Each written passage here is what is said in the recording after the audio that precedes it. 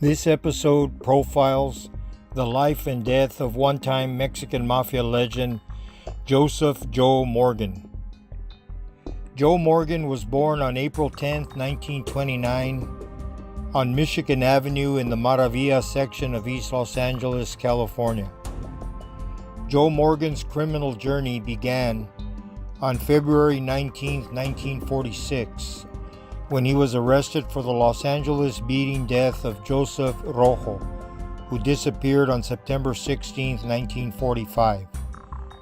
Rojo's decomposing body was later found in a shallow grave in a steep ravine in the Malibu Hills section of LA. He was murdered with a rubber hammer. At the age of 16 when the murder occurred, Joe was having an affair with the victim's wife, 32-year-old Elvira Rojo.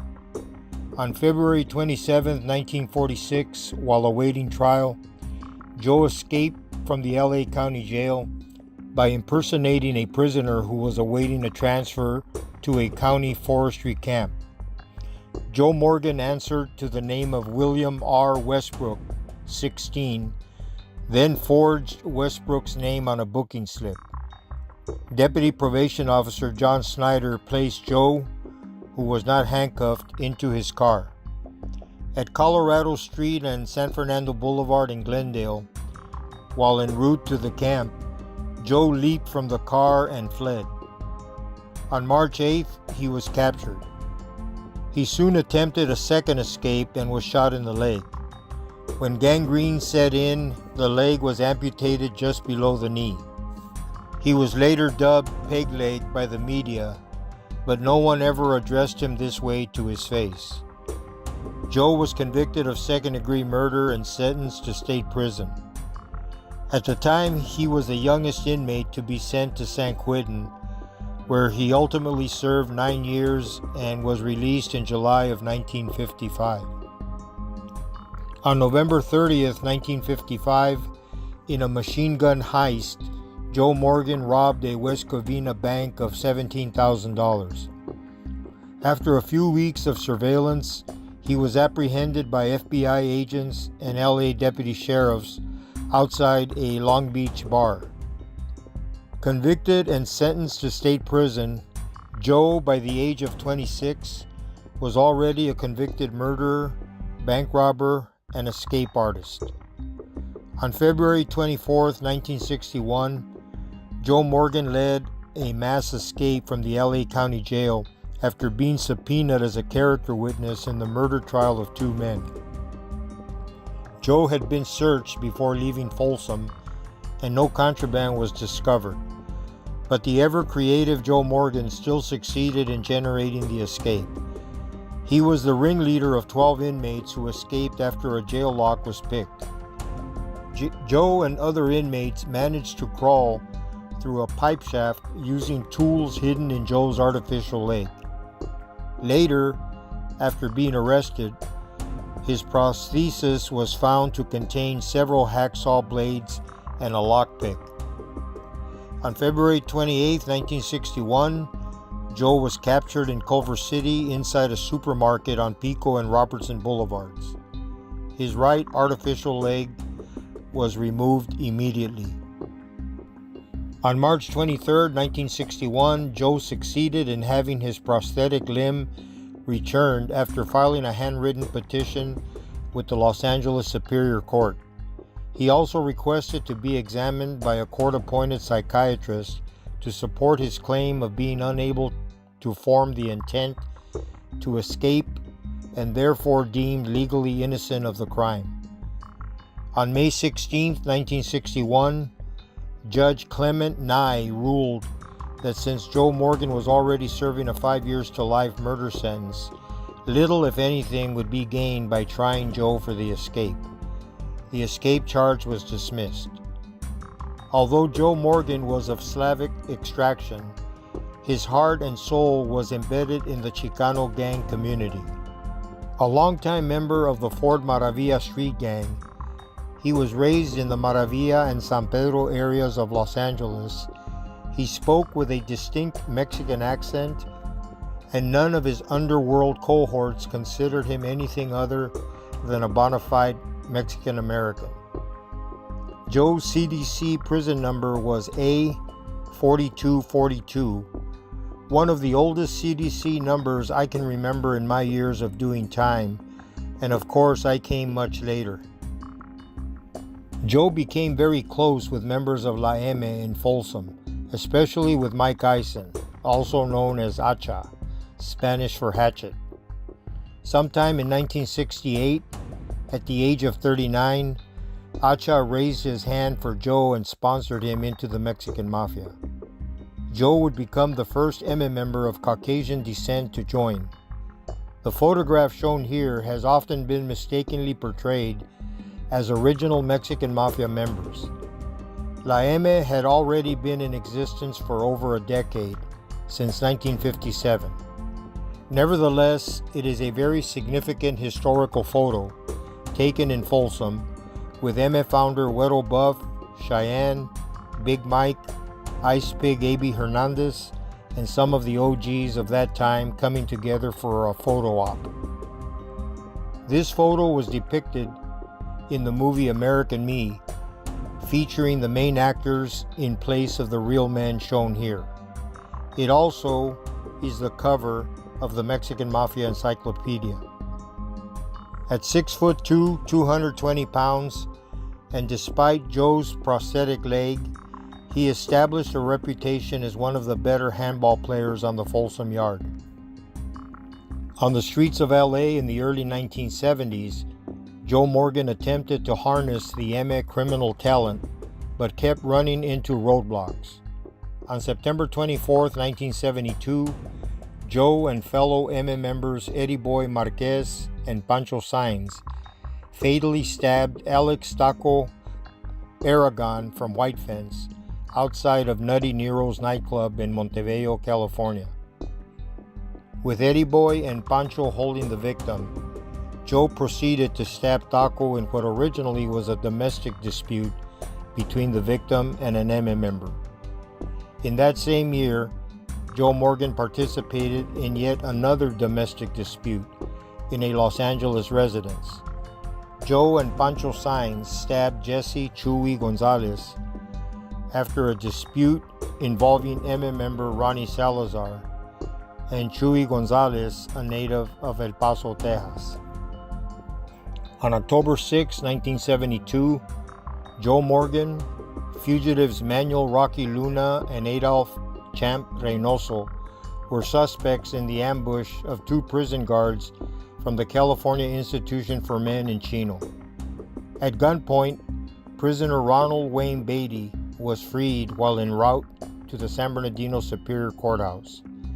Officers Jesus Sanchez and George Fitzgerald were intercepted 1 mile from the prison, removed from the car, and both men were shot. Sanchez died at the hospital and Fitzgerald survived. Joe and his accomplices were never charged. During the 70s, many of the M members adopted Aztec, Toltec, and other ancient Indian nicknames. Joe would be known as Cocoliso, and I have no idea as to the roots or meaning of this moniker. Since Joe's first arrest in 1946, he spent most of his adult life behind bars and rose to the rarefied air of respectability within the M ranks and among his convict peers. In July 1975, I was paroled from San Quentin and teamed up with Joe, Robert Robot Salas, Eddie Sailor Boy Gonzalez, and Alfredo Alfie Sosa, all fellow M carnales. We were responsible for establishing the MS Drug Foundation and spreading the M gospel in Los Angeles and in many California cities. This was the core group who paved the way for La M's future ventures throughout the state and beyond. Because of Senate Bill 42, parole offices throughout the state were working overtime to accommodate the overflowing caseloads. Every Mexican Mafia member on parole, and I'll go one step further and say every prison gang member on parole, understood one cat and mouse golden rule. You maintain one place of residence to satisfy your parole officer, with clothes in the closet and everything consistent with actually living there. Covertly, I had a second apartment unknown to my PO and the authorities, filled with drugs, weapons, and drug paraphernalia, pretty much anything that would catch an automatic parole violation. Joe Morgan was living in a Glendale apartment with one of the Manson girls, Maria Alonso, also known as Crystal. Crystal, who was corresponding with Aryan Brotherhood member Bobby Hedberg at Folsom, was a gift offering to Joe, sort of a coming home present from a prison friend and associate. Like a piece of property, Bobby, in effect, signed over the pink slip to his pen pal, and Papa Joe was the recipient of a younger lady upon his release on parole. Sometime in August of 1975, Sailor Boy and I visited Joe at his Glendale apartment to discuss MA business. He told us the story about Crystal, who was wearing a one-piece dress and bringing us glasses of soda pop. Joe called out to her, "Come here, honey, show my brothers what you got." Without batting an eye, she lifted her dress and allowed us to inspect her naked body. I remember nodding to Joe and was somewhat embarrassed for Crystal, but she didn't appear flustered at all. In fact, she had this dorky smile on her face as she searched our faces for our approval of the merchandise. Then we got down to the business at hand. At that time, because too many MA members were more interested in slamming heroin into their veins than making money, I suggested we form an inner circle. Our job would be to tap into Joe's big Mexican contact, drug kingpin Jesus Araujo, also known as Chuy, who was the head of the Araujo family. This is before they were called cartels. My proposal to Joe was we surround ourselves with productive carnales, those who had business minds and wished to evolve past the bondage to the dragon, a name we used for heroin. In the beginning, we would not include the dead weight. We had MA members distributed in various cities throughout the state. It would be my job to hook them up with Chuy's heroin and cocaine. Later, when we could absorb the hit, I would dole out smaller consignment amounts to those brothers we already knew would never report with the buy money, but would be complaining that we weren't including them.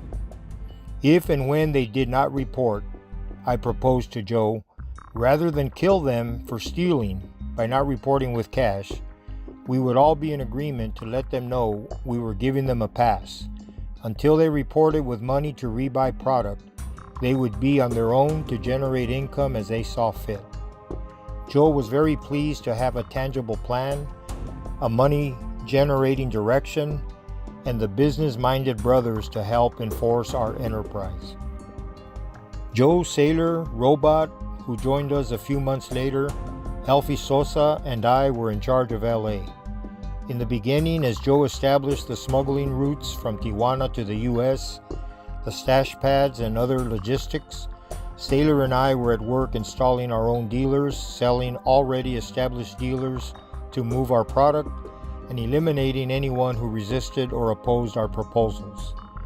Our propensity for brutal violence was pretty much unprecedented in our early street history. All of this was accomplished well before the introduction of cell phones.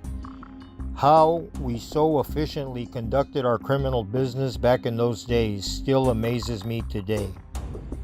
One day, as Joe, Robot, Sailor, and I dined at a Pasadena restaurant, Joe complained about Crystal and the fact she possibly may have heard too much of our business.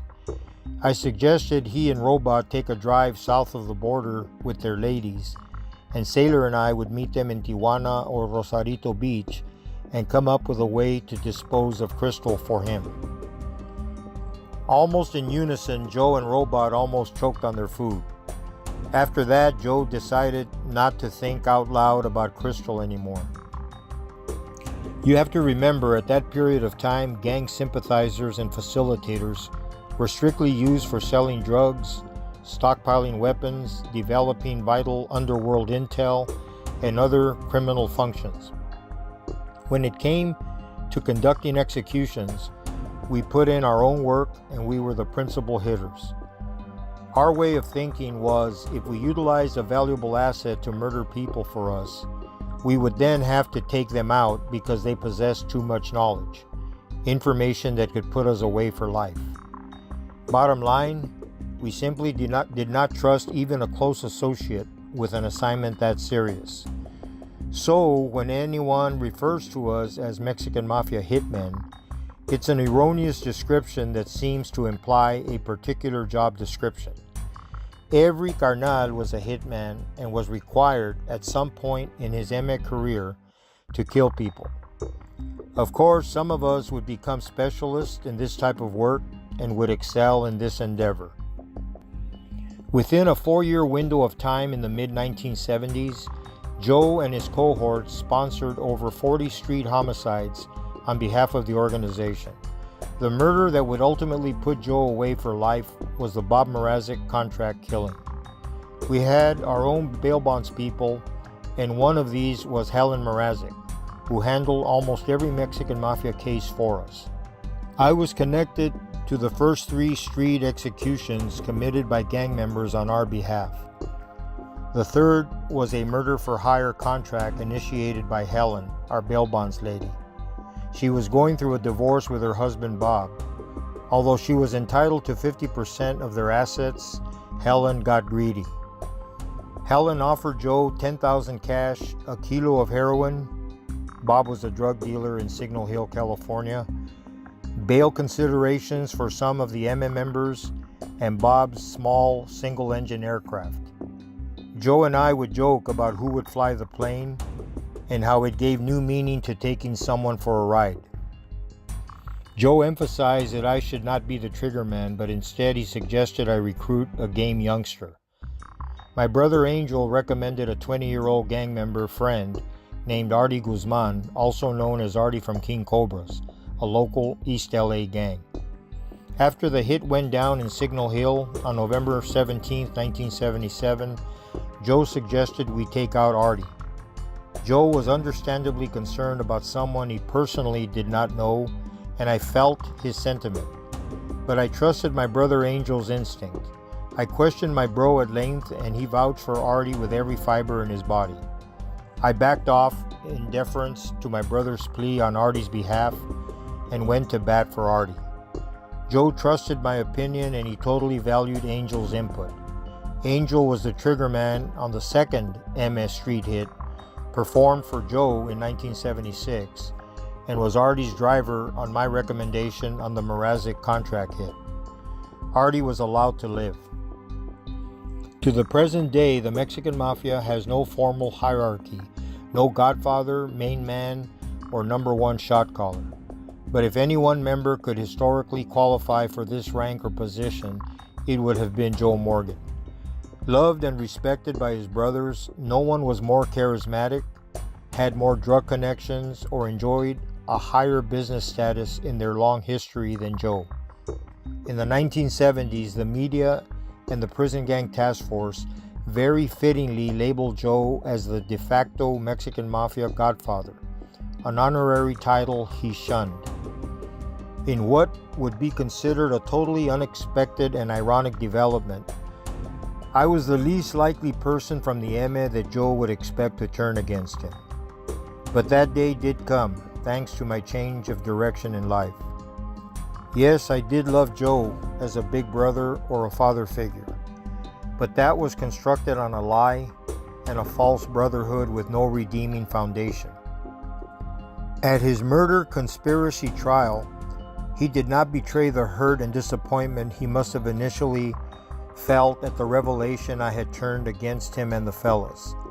I had to psych myself up to understand this was strictly business, an expression we were always saying when it came to our criminal activities. There was no emotion from Joe, Helen, Artie, the triggerman, nor I. The closest thing to fireworks is when Joe's attorney, Roger Rosen, asked me a question about whether I felt my family was in danger. I viewed that as a veiled threat, and I suddenly turned ice cold on the stand. I testified, "The way I see it, Mr. Counselor, my trigger finger isn't broken and we all have families." I was returning the message to Joe that you touch a member of my family and I know where your family lives too.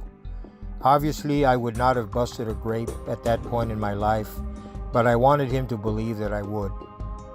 Turning against my trusted Emmett brother Joe was something I knew I had to do because our union as carnales was nothing more than an evil merger. We sent many people to Brazil, a code we used for murdering our victims. There was no regard for their families, and I was just as guilty as Joe, and Alfie, and Robot, and all the others. It is correct that I could have simply walked away with no repercussions from La M. I could have retired, much like Eddie Potato Nose Luera from Garrity, one of the Emmett co-founders, and a few others. But I felt then, and I still do today, that this was the right thing to do. My only regret is that I was part of the hurt I caused Jody, his wife, and his kids.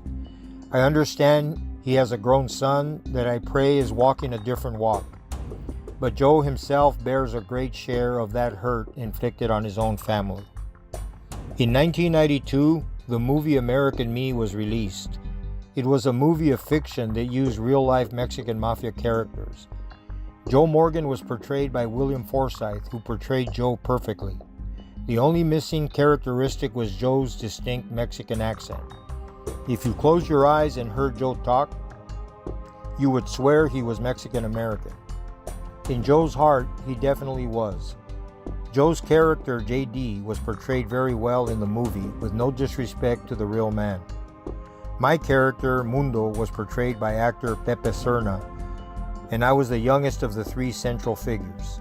Santana, portrayed by Edward James Olmos, based on the true life Rudy Cheyenne Cadena, caused major problems for people connected to that movie. You can see that on another YouTube episode entitled American Me, the real story behind the story. Through a source, I received a photograph of Joe Morgan in the latter stages of his life while at Corcoran Prison Hospital. At first, I felt outraged that people would actually photograph anyone in their advanced stages of cancer. I've seen and have similar photos of Topo Peters, Tupi Hernandez, and a few others. I only peek at them once in a great while to remind myself of what the dragon can do to somebody's body. As a human being feeling for another, I hurt for Joe and the others. These are photos that should never be published. A longtime heroin user on the outside and in prison, Joe developed an inoperable cancer and was transferred from Pelican Bay to Corcoran on October 26, 1993.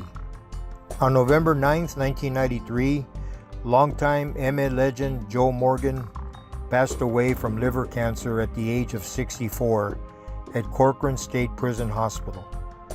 Like Cheyenne, Güero Buff, and other highly placed Mexican Mafia members, Joe was held in high esteem by his fellow Confederates.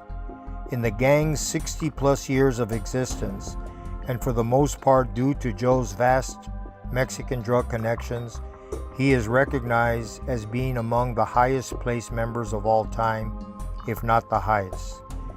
May the Lord have mercy on your soul.